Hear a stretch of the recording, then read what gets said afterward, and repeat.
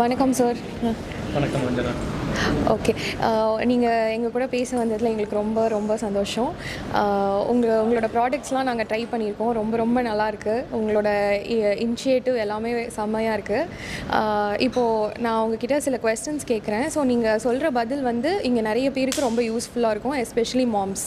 So sir, இப்போ வந்து உங்களோட இன்டென்ஷன் என்ன சார் இந்த பிஸ்னஸ் ஸ்டார்ட் பண்ணுறதுக்கு?